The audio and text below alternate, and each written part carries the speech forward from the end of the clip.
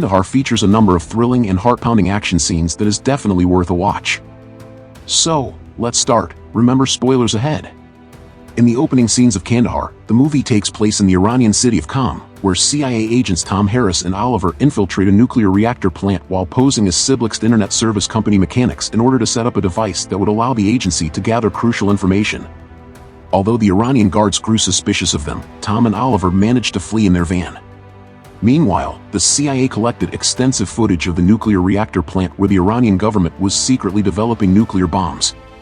An Iranian reporter named Lumna Kujai gathers evidence of this through his CIA source, James. However, the Iranian government intercepts the call and learns about the breach. Tom and Oliver successfully reach their safe house and inform Langley. Being a dedicated CIA agent, Tom couldn't be an ideal husband. He calls home to talk to his wife. Even though Tom adores his teenage daughter and wishes to attend her graduation ceremony, his wife keeps pressing him to sign the divorce papers since Tom's commitments as a CIA agent prevent him from being the ideal husband and father. Mohammed Doud is introduced in the movie, who returns to Afghanistan from the United States. In exchange for information about a woman, he has agreed to a translator job for Roman, who stays in Dubai. Roman gives the name Nahal Hosseini to Mo over the phone. The next morning, the CIA orchestrates an explosion through the breach, resulting in the destruction of the entire nuclear reactor plant within moments. From the rooftop of a safe house, Tom witnesses the dense smog, confirming the mission was accomplished. Tom bids farewell to Oliver, heads to the airport for his flight. He's going home. In the next scene, Pakistan's ISI agent Kahil Nasir is shown attending a meeting with Rozal from the Taliban Shura tribe in Afghanistan, where they discuss the ammunition shortage, orders from his leaders, and sanctuary for Taliban leaders in Pakistan. Tom reaches Dubai for his connecting flight to the USA, and while picking gifts for his daughter, he receives a text from Roman, Tom's CIA handler, inviting him to his place. Roman assigns him a new mission similar to the one in Qom, but this time in Herat, Afghanistan. This mission will destroy Iran's whole nuclear program. Initially hesitant, Tom gets convinced by Roman, who hands him a substantial amount of cash that could be used for his daughter's medical college admission. To assist him in Afghanistan, Tom requests an Afghan translator, and Roman introduces him to Mo. Tom meets Mohammed at a desolate site, and together they travel to the safe house in Herat. As a result of the explosion, directed by the Iranian authorities, Army Colonel Farzad Asadi kidnaps Lumna from her hotel room to extract information from her. Threatening Lumna with harm to her daughter, Asadi forced her to reveal details about the CIA operation. As Lumna spoke out, the Iranian government became aware of the CIA assets that had planted the device in disguise using the cover of Belgian company Siblixed, but Asadi fails to obtain the real identities of the operatives. Once Tom and Mo reach the safe house, Tom tells him that they are going to a landing strip near Tabad tomorrow. This was not communicated to Mo by Roman. Mo leaves the safe house in the middle of the night to meet Nahal. He had returned to Afghanistan with the sole purpose of finding his wife's sister, Fatima, who had gone missing after joining a school as a teacher. Nahal fails to give any information about Fatima. Mohammed visits his son's grave. He carries a deep trauma from the loss of his son in Afghanistan. In the morning, the CIA operatives' involvement in the explosion and Lumna's abduction gets leaked to the news outlets. The media broadcast Tom and Oliver's faces on national television. Tom receives a call from the Roman informing him that his face had been exposed in the media, making him a target for the Iranian government, which had already eliminated Oliver. With this news, the operation in Afghanistan was postponed. A guy watching the safe house trades information about Tom's presence in Herat with Asadi. With news of the CIA's involvement in the Qom bombing circulating, the ISI sought to apprehend Tom before the Iranians, aiming to sell him to the highest bidder on the black market. In response, the ISI leader summoned one of their most formidable agents, Kahil Nasir, to capture Tom. With Tom Harris's cover exposed, Herat became an increasingly dangerous place for him and Mo. Circumstances made it unexpectedly impossible for the CIA to rescue them from their current location. In a race against time, Tom and Mo were given a strict deadline of 30 hours to reach Kandahar on their own, coinciding with the British SAS covert mission's departure from the country.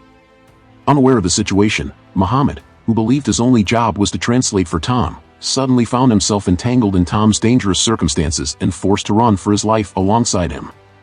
Kahil, known for his connections with the Taliban, utilized their assistance in his mission. He set out on a bike, following the ISI leader's orders, to locate Tom. Mo and Tom ditched their SUV for a pickup truck to blend in. But on their way to take the highway to Kandahar, they encounter the Iranian forces. Kahil is also in pursuit, but his path gets obstructed by Iranian authorities. Employing a strategic blast, Kahil eliminated most of the Iranian pursuers and continued his journey. Tom takes a detour, and while en route, the right front tire of the truck gets punctured. Mo tells him that he had returned to Afghanistan with the sole purpose of finding his wife's sister, gets angry, and threatens to leave. Meanwhile, they encounter a kid who has a cell phone in his hand, which was a trigger for a bomb on the road. Tom explains to Mo why they are running and why they need to reach Kandahar. Tom informs Roman he is going to meet someone south of there in Dalirum who might have a helicopter. After repairing the tire, they leave the place on the truck. Roman informs Ismail, the Tajik warlord, about Tom's arrival. In pursuit, Kahil meets the kid and gets to know where Tom and Mo are headed. However, on a deserted island, they found themselves confronted by a Saudis approaching helicopter in the dead of night. The truck breaks down because of a bullet to the engine. Tom kills the operatives on the ground using his night vision, and surprisingly, he single-handedly takes down the entire helicopter, eliminating everyone on board, including a Saudi. In the meantime, the CIA has lost all contact with Tom and was even unable to reach Roman. However, Roman had intentionally severed communication with the CIA as he had arrived in Afghanistan to join the Afghan Special Forces, under the disguise of ISIS. Seeking shelter in a nearby cave, Tom, overwhelmed with gratitude, expresses his appreciation to Mo and all the translators he has worked with in the past. He acknowledges the suffering and agonizing deaths endured by these kind-hearted individuals, who had never received a word of acknowledgement from the CIA.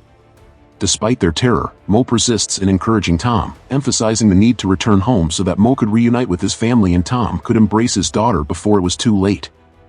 Mo mourns his son Hamid, who was killed in Afghanistan. The following morning, Tom took Mo to meet Ismail, the Tajik warlord, who seemed willing to help them escape to Kandahar.